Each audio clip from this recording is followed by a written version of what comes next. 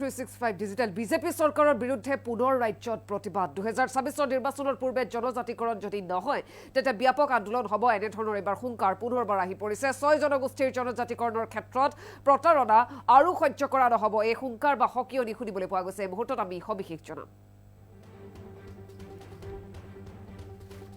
BJP চৰকাৰৰ বিৰুদ্ধে ৰাজ্যত পুনৰ প্ৰতিবাদ হোৱাৰ হুংকাৰ আৰু 2026 নিৰ্বাচনৰ পূৰ্বে জনজাতিকৰণ নহলে হ'ব ব্যাপক আন্দোলন 6 জনগোষ্ঠীৰ জনজাতিকৰণৰ ক্ষেত্ৰত প্ৰতাৰণা আৰু সহ্য কৰা নহ'ব চৰকাৰৰ নিৰ্বাচনী ললিপপ কোনো পধ্যে মানি নলয় মটক জনগোষ্ঠীয়ে এবাৰ হুংকাৰ আহি পৰিছে এই সন্দৰ্ভত বিজেপি চৰকাৰৰ হুহুকা পিছলা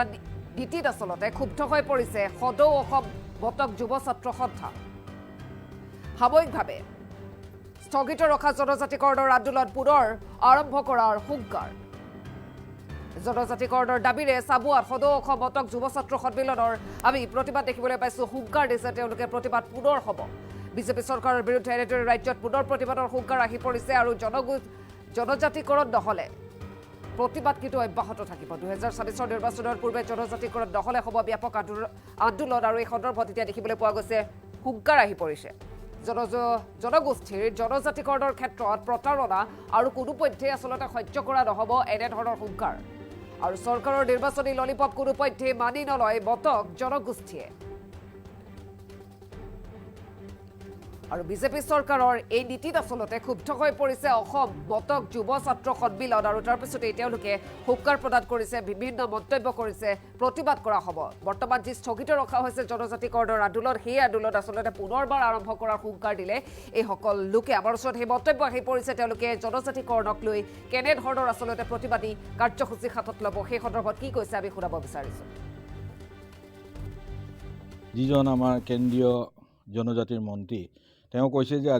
এতিয়ালৈকে আমাৰ কোনো ধৰণৰ জনজাতিৰ প্ৰস্তাৱ ৰাজ্য চৰকাৰৰ পৰা অহা নাই এইটো আমি অতি ক্ষোভেৰে প্ৰকাশ কৰিছোঁ যে আমি অত দিনৰ পৰা আমি জনজাতিৰ বাবে দাবী কৰি আহিছোঁ কিন্তু ষ্টেট গভৰ্ণমেণ্টে বা ৰাজ্যিক চৰকাৰে এখন প্ৰস্তাৱ গ্ৰহণ কৰিছে সদনত আৰু এইটো কেন্দ্ৰলৈ প্ৰেৰণ কৰিছোঁ বুলি কৈছে গতিকে আজি সভাই প্ৰস্তাৱ গ্ৰহণ কৰিছে অতি শীঘ্ৰেই মুখ্যমন্ত্ৰীলৈ এখন আমি পত্ৰ প্ৰেৰণ কৰিম আমাৰ প্ৰতিনিধিও যাব তেওঁবিলাকে এই জনজাতিকৰণ বা অনুসূচিত যিটো ব্যৱস্থা সেইটো কিমান অগ্ৰগতি লাভ কৰিছে সেই বিষয়ে জানিব বিচাৰিব এইখিনিয়ে আমাৰ আজি থুলমূল বিষয়বস্তু আৰু আগন্তুক দিনত আমি সকলো সাংবাদিকৰ সহযোগিতা কামনা কৰিলোঁ এই প্ৰথম কথা হ'ল চৰকাৰে যিটো পদক্ষেপ লৈছিলে চৰকাৰে এটা মন্ত্ৰীগোট প্ৰতিবেদন তৈয়াৰ কৰিছে তিনিজনীয়া মন্ত্ৰীৰ দ্বাৰা ৰণোজ পেগু ডাঙৰীয়া পীযুষ হাজৰিকা ডাঙৰীয়া কেশৱ মহন্ত ডাঙৰীয়া তিনিজনীয়া মন্ত্ৰীগোটে এটা প্ৰতিবেদন প্ৰস্তুত কৰিলে তাত মটক জনগোষ্ঠীৰ সন্দৰ্ভত 2.5.5 যিটো দফা আছিলে তাত কিবা সংশোধনী আছিলে এইটো ইতিমধ্যে মানে মেমৰেণ্ডাম প্ৰেৰণ কৰা হৈছে সংগঠনৰ তৰফৰ পৰা আৰু কথা হ'ল চৰকাৰে এতিয়া যিটো দিল্লীলৈ প্ৰেৰণ কৰিম কৈছে প্ৰতিবেদন মানে যিটো আমাৰ বিস্তৃত প্ৰতিবেদন জনজাতি পোৱাৰ ক্ষেত্ৰত আমাৰ যিটো সক্ষম হ'ব পৰাকৈ যিটো বিস্তৃত প্ৰতিবেদন চৰকাৰে পঠাব TRI যিটো মানে এথেনগ্ৰাফিক ষ্টাডি গোটেইখিনি বস্তু তালৈ পঠাব কিন্তু কথা হ'ল এতিয়া চৰকাৰে এইখিনিতে দায়িত্ব মানে সামৰিলে নহ'ব আমাৰ কথা হ'ল চৰকাৰক এইটো আমি আহ্বান জনাইছোঁ আজি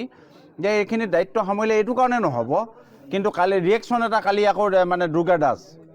central tribal welfare minister state minister তেখেতে কৈছে যে জনজাতিকৰণৰ ক্ষেত্ৰত তেনে কোনো বিশেষ মানে আপগ্ৰেডেশ্যন নাই বা কোনো মানে হেৰি নাই মানে কোনো বিশেষ ভাল ৰিজাল্ট নাই বা কিবা নাই কথাটো কৈছে গতিকে আমি ভাবোঁ অসম চৰকাৰৰ সন্মানীয় মুখ্যমন্ত্ৰী হিমন্ত বিশ্ব শৰ্মা ডাঙৰীয়া তেখেতে যথেষ্ট মানে দক্ষ আৰু তেখেতে যথেষ্ট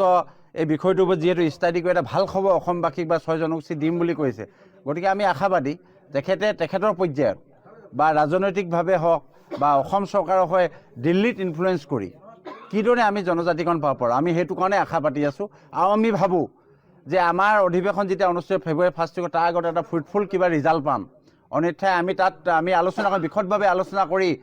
সমগ্ৰ ভাৰতবৰ্ষৰ যুৱ প্ৰতিনিধি থাকিব আমি সকলো ক্ষেত্ৰত আমি কনক্লেভত বহিম এইবিলাকো সন্দৰ্ভতো পাতিম জনজাতিকৰণৰ সন্দৰ্ভত তাত ভাবোঁ আমি নিশ্চিতভাৱে এটা সিদ্ধান্তত উপনীত হ'ব পাৰিম অনাগত দিনত আমাৰ জনজাতিকৰণৰ ক্ষেত্ৰত আমি